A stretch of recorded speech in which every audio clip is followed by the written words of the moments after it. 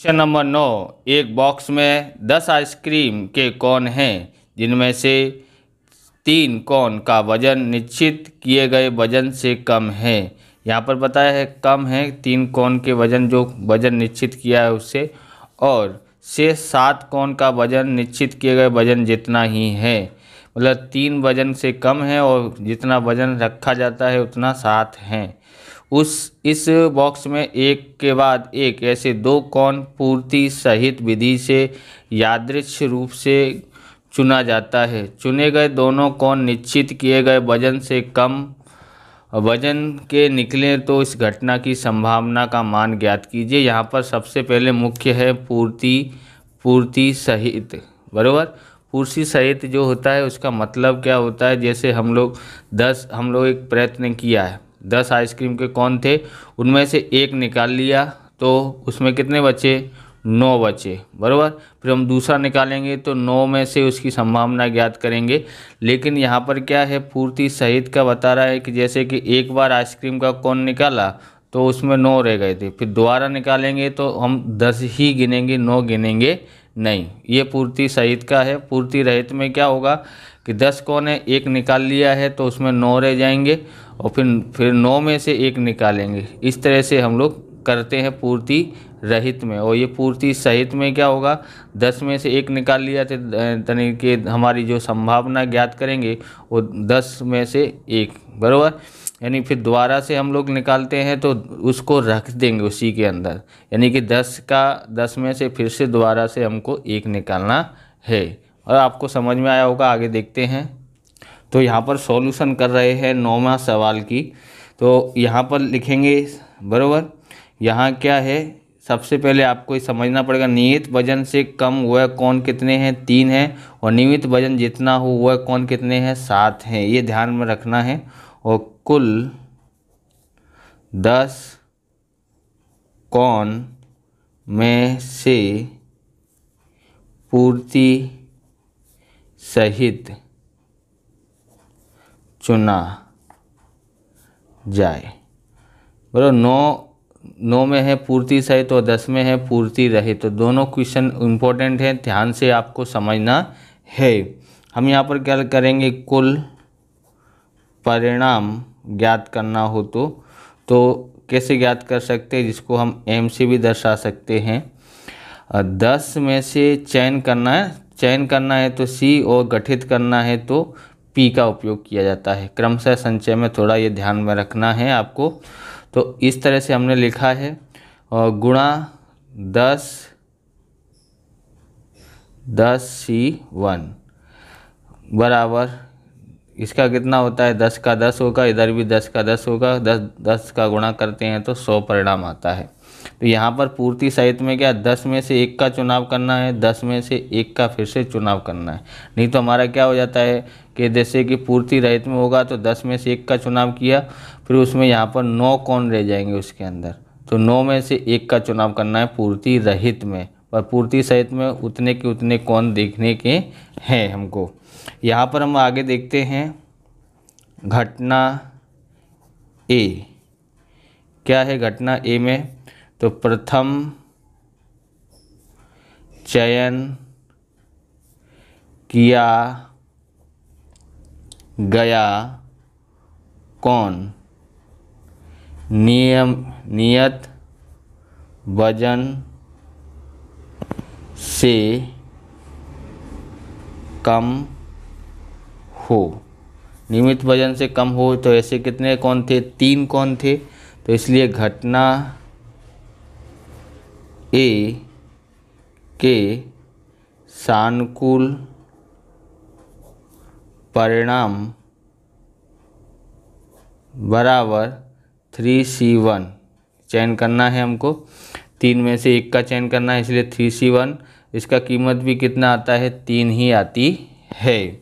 उसके बाद हमको यहाँ पर घटना बी लिखना है। घटना बी दूसरा चयन किया कोण नियत वजन से कम हो, दूसरा भी नियत वजन से कम होना चाहिए, ऐसा चयन करना है। तो घटना बी के सानुकूल परिणाम V3C1 आता है, यानी कि 3 का 3 ही आएगा। ओके, आप इस प्रकार के वीडियो देखना चाहते हो, डिस्क्रिप्शन में आपको प्लेलिस्ट मिल जाएगी, अलग अलग चैप्टर की भाग 1 और भाग 2 की लिंक मिल जाएगी, वहां से आप देख सकते हैं। चैनल पर नए, चैनल को सब्सक्राइब करना, लाइक करना, क्योंकि हम इस प्रकार के वीडियो आपके लिए लेके आते रहेंगे। आगे ज्ञात कर रहे हैं हम इसकी तो घटना बी की संभावना निकालते हैं। कितना आएगा, 3 बट्टे में कितना आता है 10। कैसे आया है कि 10 कोण में से हमको चयन करना था, बरोबर। कितना का करना था कि वह कोण नियमित वजन से कम हो। नियमित वजन वाले कितने, नियमित वजन से कम वाले 3 कोण थे, इसलिए 3 बट्टे 10 आता है। ये वाला आया ना अपना। तो इसी तरह से हम लोग घटना ए का हमको निकालने रह गया है, तो यहाँ पर आप इस जगह पर निकालना। इसका भी कितना है परिणाम 3, और कुल परिणाम कितना है 10 में से हमको 3 पसंद करने। तो पी ए और पी बी हमारे पास आया है, भूल से हमको यहाँ पर करना रह गया। अब आगे देखते हैं,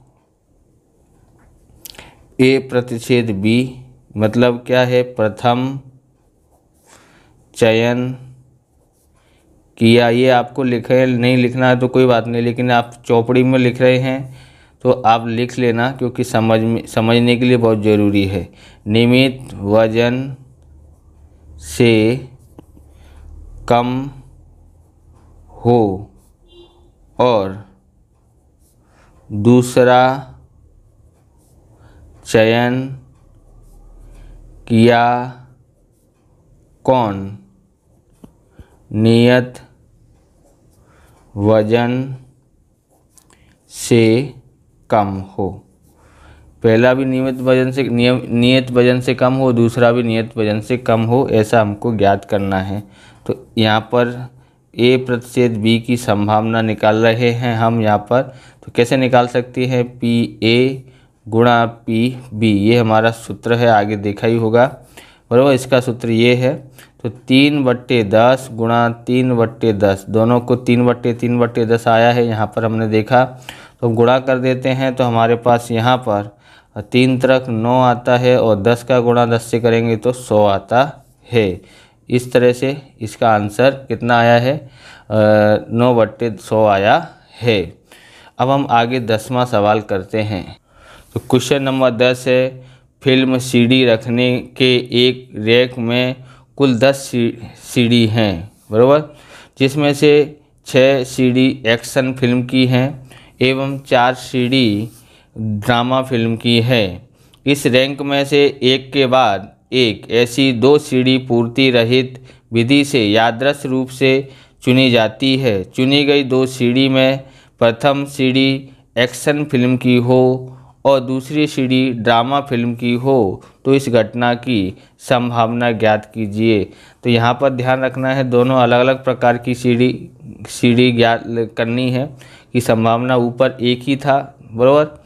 और यहाँ पर क्या बोला है, और दूसरा क्या है यहाँ पर नया है, पूर्ति रहित। पूर्ति रहित में क्या होता है, जैसे हमने 9-10 सीडी में से एक सीडी पसंद कर ली है, तो हमारे पास अब कितनी बची है, 9 सीडी बची है, तो 9 में से फिर हम एक पसंद करेंगे, ऐसा होता है। और पूर्ति सहित में क्या होता है, 10 सीडी में एक पसंद कर ली, फिर से पसंद करना है तो 10 में से ही पसंद करना है, ये अंतर रहता है। तो हम आगे करते हैं। तो 10वां कर रहे हैं हम यहाँ पर। 10वां, कुल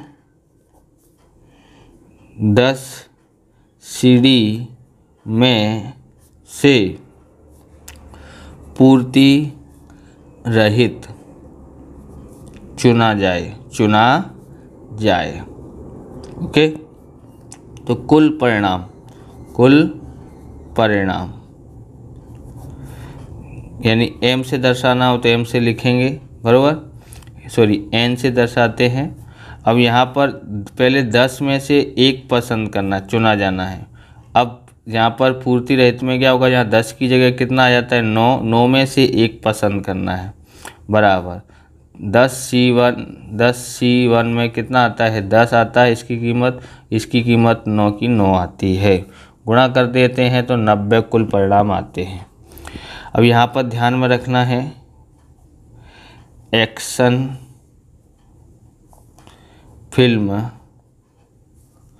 की सीडी कितनी है, 6 है, और ये ड्रामा फिल्म की सीडी कितनी है, 4 हैं। अब हमको आगे ज्ञात करना है, तो ज्ञात करते हैं। ओके, तो क्या ज्ञात कर रहे हैं हम यहाँ पर, घटना ए प्रथम चयन किया सीडी एक्शन फिल्म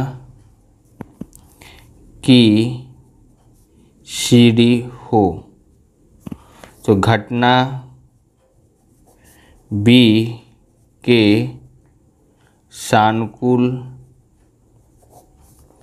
परिणाम।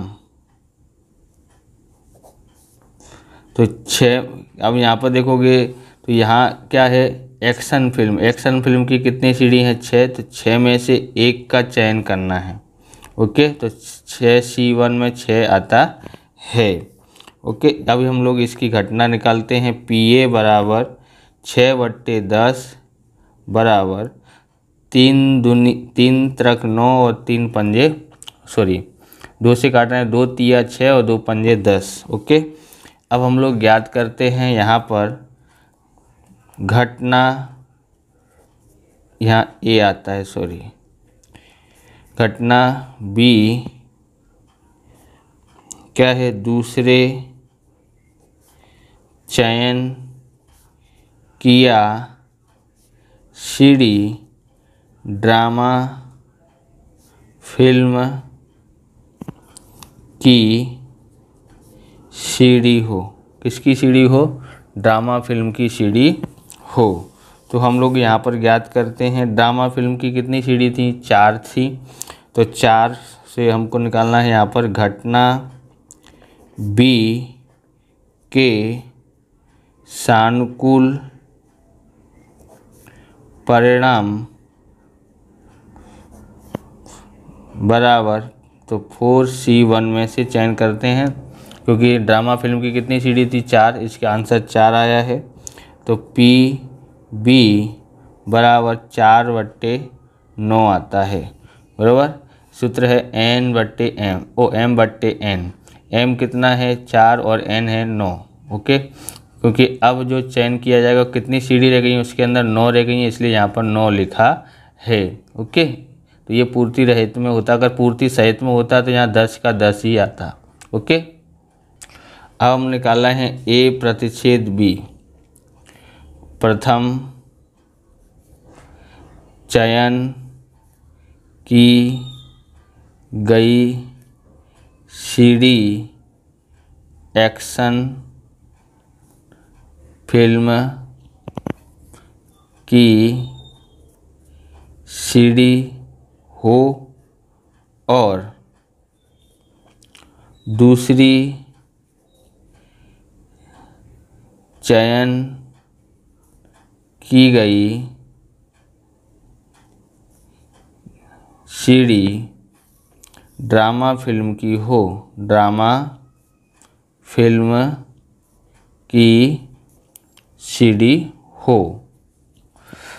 इसलिए A प्रतिच्छेद B की संभावना ज्ञात करते हैं, तो इसका सूत्र है PA गुणा PB बराबर, तो इसका आंसर आया 3/5, इसका आंसर आया है 4/9। 3 से 3 काट देते, 9 काटते हैं, 3 त्रिक 9, 4 का 4, 5 तिया 15, इसका आंसर आता है। कितना आंसर आया है, 4/15। तो हमारे पास अब है 11वां सवाल। 2 समतुलित पासों को एक साथ उछाला जाए तो, पहला है कम से कम एक पासा पर अंक 5 मिले, दूसरा है एक पासे पर 5 या 6 मिले तथा दूसरे पासे पर युग्म पूर्णांक मिले तो उसकी घटना की संभावना का मान ज्ञात कीजिए। तो हम ये 11वां सवाल कर रहे हैं। कम से कम पासे पर अंक 5 मिले। कितने पास अंक मिलने चाहिए? 5 मिलने चाहिए। तो घटना ए ज्ञात कर रहे हैं, बराबर। ये हमारा पहला है, 11वां का पहला, बराबर। उसने 2 लिखे थे ना, उसमें से पहला है घटना ए। पहले पासे पर 5 अंक मिले। पहले पासे पर कितने अंक मिलने चाहिए? 5 मिलने चाहिए। तो पी ए, बराबर। हमको पता है पासे पर एक पासे का निकालना है, तो पहले पासा लिखा है, यानी एक पासे पर कितने अंक होते हैं? कुल 6 अंक होते हैं, इसलिए बट्टे में 6। ओके, कुल परिणाम 6 है। और उन 6 में से पासे पर 1 2 3 4 5 6 लिखा होता है। उनमें से 5 आए तो एक कितनी बार हो सकता है? 6 में से तो एक ही बार हो सकता है, इसलिए 1/6 इसकी संभावना आई है। ओके, अब घटना बी। दूसरे पासे पर 5 अंक मिले। तो दूसरे पासे पे भी सेम टू सेम ऐसे ही होगा। तो पी बी बराबर घटना बी की संभावना भी 1/6 आती है। तो ए की पूरक घटना मतलब पी ए पूरक ज्ञात करना है। कैसे ज्ञात कर सकते हैं? पी ए पूरक बराबर एक में से, यानी इसको बोलते हैं घटना ए नहीं की संभावना।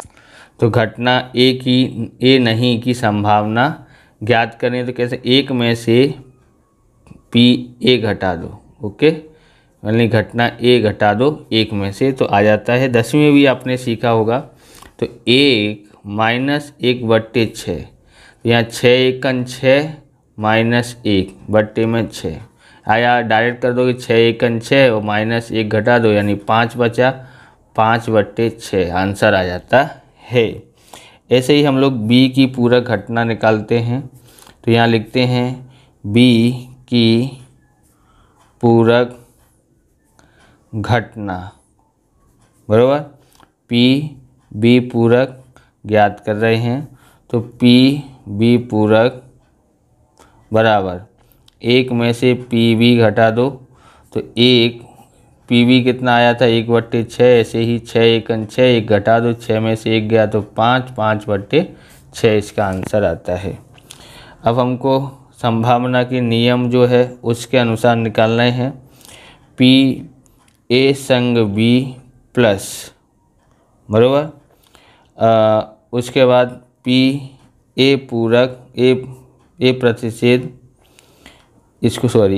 ए पूरक प्रतिच्छेद बी पूरक, ओके, बराबर कितना होता है? 1 होता है संभावना का नियम के अनुसार। इसलिए पी ए संग बी बराबर क्या होता है? 1 में से ये ज्ञात करना है तो ये वहाँ चला जाएगा। तो पी ए पूरक प्रतिच्छेद बी पूरक, ये इसका सूत्र बन गया। ओके, अब इसके सूत्र जो है ऐसा है कि पी ए पूरक का गुणा पी बी पूरक का गुणा बराबर 1 माइनस इसके कीमत है 5/6 गुणा 5/6। ओके, अब यहाँ पर सबसे पहले क्या किया जाता है? गुणा किया जाता है। इनका गुणा कर लेते हैं। 5 पंजे 25, 6 छिंग 36। अब इसको गुणा करते हैं। 36 एकन 36 माइनस 25/36। ओके, बराबर।